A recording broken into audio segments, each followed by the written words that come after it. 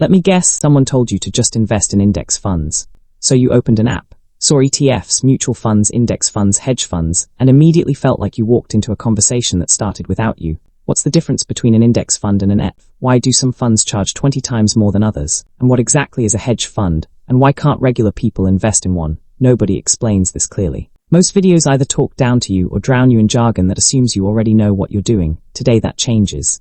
In the next 8 minutes, you're going to understand exactly what each of these 4 investments actually is, how they work, what they cost, who they're built for, and which one makes sense for someone building real wealth from scratch. No jargon, no fluff, just the clearest explanation you've ever heard. Let's start from the very beginning. Act 1. What is a fund? Before you understand the types, you need to understand the concept. Picture this, you and 4 friends want to throw the best possible birthday party. But individually, none of you can afford everything. One person can't buy the food, the drinks, the decorations, the cake, and the DJ alone. So you each throw in $100 now. Suddenly you have $500, and together you can afford everything. Each person enjoys the full party. Nobody had to manage every single piece by themselves. That is exactly how a fund works. A group of people pool their money together. That combined money gets invested across a wide range of assets, stocks, bonds, real estate, and more. Instead of each person trying to pick and manage individual investments, the fund handles it, and everyone shares in whatever the fund earns or loses. Simple concept, powerful execution. Now there are 4 main types of funds, and the differences between them are not subtle.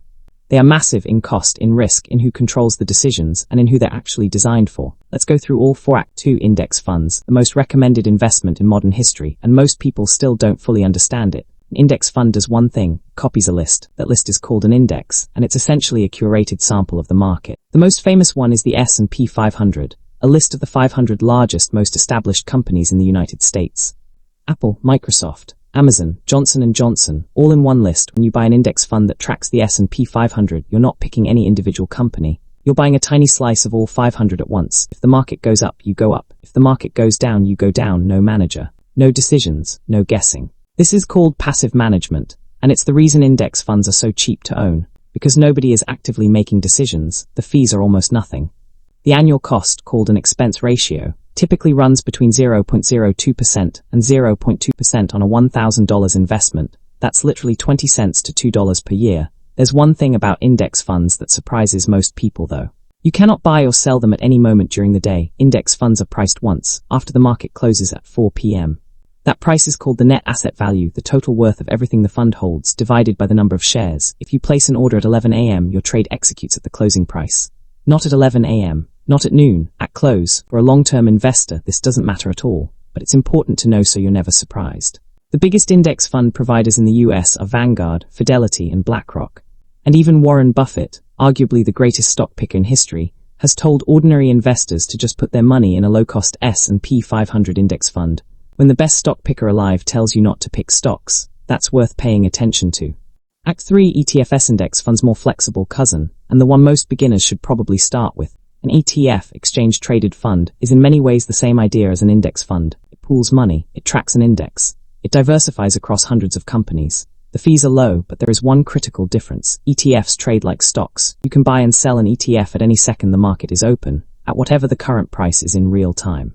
9:30 a.m., 1:45 p.m., 3:59 p.m., whenever you want. Index funds, priced once at market close. ETFs, priced every second the market is open. This makes ETFs more flexible for investors who want more control over when they buy and at what price. The fees are similarly low, expense ratios typically between 0.03% and 0.75% depending on the fund. And at most major brokerages, Fidelity, Schwab, TD Ameritrade, ETFs can be bought with zero commission fees. The most popular ETFs in America right now are VOO, which tracks the S&P 500, SCHD, which focuses specifically on dividend-paying companies, and QQQ, which tracks the top 100 tech-heavy companies on the Nasdaq. For most everyday investors starting from scratch, an ETF is often the most practical starting point. Low-cost, real-time pricing, zero commission, instant, 4 mutual funds, same concept, completely different philosophy and a much higher price tag. At first glance, a mutual fund looks almost identical to an index fund. Both pool money from many investors. Both spread it across multiple assets. Both give you diversification, but here is the fundamental difference. Mutual funds are actively managed. There is an actual human being, a professional fund manager, sometimes an entire team, whose full-time job is to look at the market every day and decide what to buy, what to sell, and when. Their goal is to beat the market. To outperform the S&P 500 by being smarter than the average investor. Sounds great in theory. Here's the problem. Active management is expensive. Mutual fund expense ratios typically run from 0.5% to 1.5% or even higher. That might sound small, but on a $100,000 portfolio, the difference between 0.05% and 1% in annual fees is $950 every single year. Compounded over decades, that gap becomes enormous. And here is the part that makes this genuinely painful. Most actively managed mutual funds do not consistently beat the market. Study after study, over 10, 15, 20-year periods, shows that the majority of professional fund managers underperform simple index funds after fees are included. You pay more, you get less. On average, there are specific cases where mutual funds make sense: exposure to niche sectors, certain international markets, or specific strategies that index funds don't offer. But for the average American building long-term wealth, the data is not kind to expensive active management. Act 5. Hedge funds, a completely different world built for a completely different type of investor. Hedge funds share the word fund with everything else on this list. That is roughly where the similarity ends.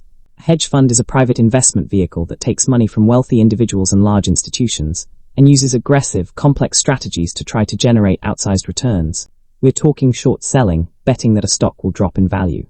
Leverage, borrowing money to invest far more than you actually have. Derivatives, financial contracts that can multiply both gains and losses dramatically. Hedge fund managers have enormous freedom to make bold, unconventional moves. This can produce spectacular gains. It can also produce spectacular losses. This is exactly why hedge funds are not open to regular investors. To participate, you typically need to be an accredited investor, meaning a net worth above $1 million excluding your home, or an annual income above $200,000. The government restricts access specifically because the risk level is not appropriate for ordinary investors. And the fees. Hedge funds are famous for the 2 and 20 model 2% of your total assets every year regardless of performance, plus 20% of any profits the fund generates. On a $1 million investment, that's $20,000 per year before they've earned you a single dollar. Plus a fifth of everything you make. For that fee structure to make sense, the fund needs to dramatically outperform the market. Some do. Many don't. Bottom line, hedge funds are built for ultra-wealthy investors who can absorb significant risk in exchange for potentially higher returns. They are not designed for someone building wealth from scratch. Act 6. The clear comparison. Now let's put all four side by side so you never confuse them again. Here is the simplest way to understand all four. Index fund tracks a market index. Passively managed, extremely low fees, priced once daily at market close, built for long-term investors who want to match the market. ETF, same as an index fund in most ways, but trades like a stock throughout the day. More flexible, low fees, zero commission at most brokers, best starting point for most beginners.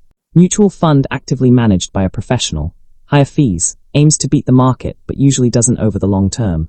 Better suited for specific niche strategies. Hedge fund, private, aggressive strategies, extremely high fees, restricted to wealthy accredited investors, not for ordinary investors. So which one is right for you? If you are an everyday American building wealth from scratch, the answer is almost certainly an ETF or index fund, low cost, diversified, historically reliable over long periods.